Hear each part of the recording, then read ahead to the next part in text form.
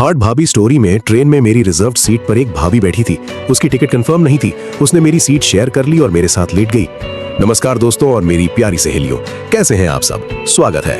मैं हूं आपका दोस्त रोहन और आज मैं आपके साथ शेयर करने जा रहा हूं अपनी जिंदगी का वो किस्सा जिसने मुझे सिखाया कि ट्रेन में अजनबी औरत की कितनी स्वादिष्ट हो सकती है, खासकर जब वो बेचैन और मजबूर हो।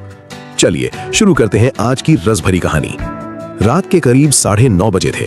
मैं दिल्ली से लखनऊ जाने वाली ट्रेन में अपनी सीट ढूंढते हुए कोच में घुसा। सफर लंबा था, लगभग 7 घंटे का, इसलिए मैंने काफी पहले ही टिकट बुक करा ली थी और एक अच्छी लोअर बर्थ रिजर्व करवाई थी।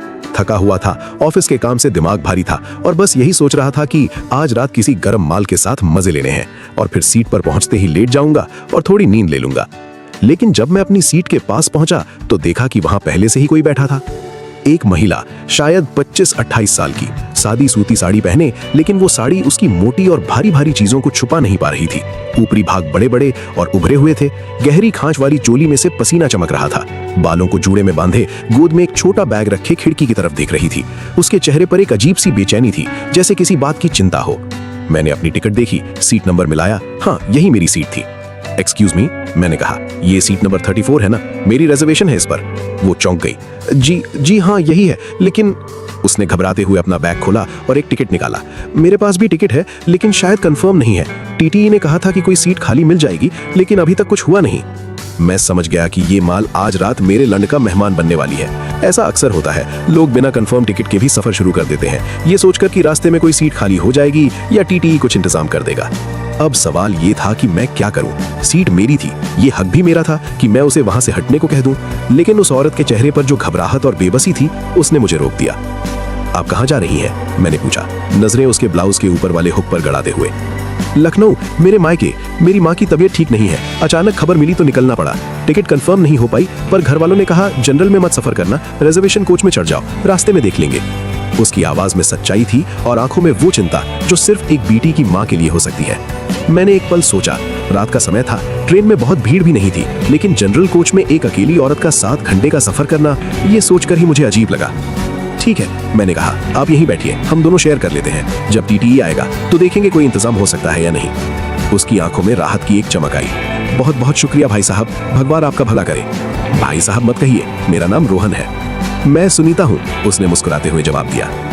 सीट पर बैठकर हम दोनों थोड़ी देर चुप रहे। मैंने अपना बैग ऊपर रखा और खिड़की के पास जगह बना ली ताकि सुनीता जी को थोड़ी आरामदायक जगह मिल सके। कुछ देर बाद बातचीत शुरू हुई। सुनीता जी ने बताया कि उनकी शादी दिल्ली में हुई थी। पति एक प्राइवेट कंपनी में काम करते हैं और 2 बच्चे हैं, एक बेटा 7 साल का, एक बेटी 4 साल की।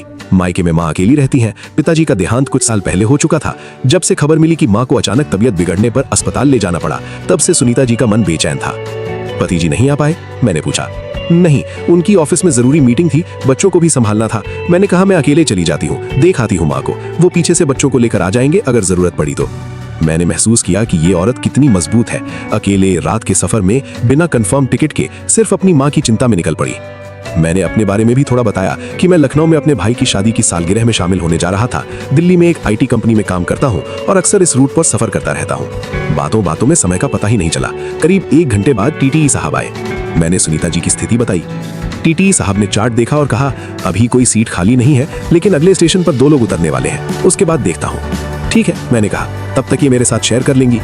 टीटीई साहब ने एक नजर मुझ पर डाली, फिर सुनीता जी पर, और मुस्कुराते हुए चले गए। शायद उन्हें भी अच्छा लगा कि आजकल भी लोग इतनी आसानी से मदद कर देते हैं। अगले स्टेशन पर सच में 2 सीटें खाली हुई, लेकिन वो कोच के दूसरे छोर पर साइड लोअर पोजीशन में थी, जहां रात में सोना थोड़ा मुश्किल होता है। टीटीई साहब ने आकर बताया, आप चाहें तो वहां शिफ्ट हो सकती हैं, उन्होंने सुनीता जी से कहा। सुनीता जी ने मेरी तरफ देखा जैसे पूछ रही हो कि क्या करूं। मैंने कहा, अगर आपको ठीक लगे तो यहीं रुक जाइए, रात का सफर है, अकेले साइड लोअर में जाने से बेहतर है यहाँ आराम से बैठी रहिए, मैं ऊपर की बर्थ पर सो जाऊंगा, आप यहाँ लेट जाइएगा। सुनीता जी थोड़ी हिचकिचाई। नहीं भाई साहब, ये ठीक नहीं लगेगा, आपकी सीट है। अरे कोई बात नहीं, मैं भी किसी की बहन को इस तरह अकेला सफर करते नहीं देख सकता, अब बेफिक्र होकर आराम कीजिए। उनकी आंखों में फिर वही कृतज्ञता की चमक थी। टीटीई साहब ने भी सिर हिलाया और आगे बढ़ गए। रात को करीब 11 बजे तक हम दोनों की बातचीत चलती रही। सुनीता जी ने अपने बचपन की बातें बताई, कैसे वो लखनऊ की गलियों में पली बढ़ी, कैसे उनके पिताजी उन्हें साइकिल पर बिठाकर स्कूल छोड़ने जाते थे। मैंने भी कुछ बचपन की यादें शेयर की। बातों बातों में एक पल ऐसा आया जब सुनीता जी की आंखों में आंसू आ गए। पता नहीं माँ की तबीयत कैसी होगी, डॉक्टर ने कहा था हार्ट की प्रॉब्लम है, उम्र भी हो गई है उनकी, अकेली रहती है। मैंने उन्हें दिलासा दिया, आप चिंता मत करिए, सब ठीक होगा, भगवान पर भरोसा रखिए, आप जा रही हैं यही बहुत बड़ी बात है, माँ को देखकर वो खुद ही आधी ठीक हो जाएंगी। सुनीता जी ने आंसू पोंछे और मुस्कुराई। आप बहुत अच्छे इंसान हैं रोहन जी, आजकल ऐसे लोग कम मिलते हैं। मुझे थोड़ी शर्म आई, लेकिन दिल में एक सुकून भी था कि मैं किसी की मदद कर पा रहा हूँ। रात को करीब 12 बजे मैंने ऊपर की बर्थ पर जाकर सोने की कोशिश की। नींद ठीक से नहीं आ रही थी, बार बार मन में यही ख्याल आ रहा था कि सुनीता जी की माँ ठीक तो होंगी। सुबह करीब 5 बजे ट्रेन लखनऊ पहुंचने वाली थी। जब मैं उठा तो देखा सुनीता जी पहले से ही जाग चुकी थी, अपना बैग समेट रही थी। रोहन जी, उन्होंने कहा, आपका बहुत बहुत शुक्रिया, आपने जो मदद की वो मैं कभी नहीं भूलूंगी। आज के जमाने में कोई किसी अजनबी की इतनी मदद नहीं करता। अरे कोई बात नहीं, ये तो इंसानियत है, आप अपना और अपनी माँ का ख्याल रखिएगा। स्टेशन आ गया। सुनीता जी ने उतरते वक्त एक बार फिर मुड़कर देखा, हाथ जोड़े और भीड़ में गुम हो गई।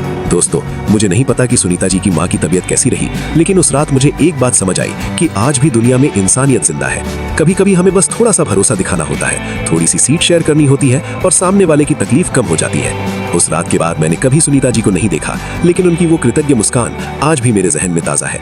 अगर आपको भी ऐसी सच्ची और दिल को छू जाने वाली कहानियां पसंद आती हैं, तो इस स्टोरी को लाइक जरूर करें, अपने दोस्तों के साथ शेयर करें और नीचे कमेंट में बताएं कि आपको ये कहानी कैसी लगी। अगर आप ऐसी और कहानियां सुनना चाहते हैं तो चैनल को सब्सक्राइब करना बिल्कुल ना भूलें, ताकि आप तक हर नई कहानी सबसे पहले पहुंचे। मिलते हैं अगली कहानी में, तब तक के लिए नमस्कार।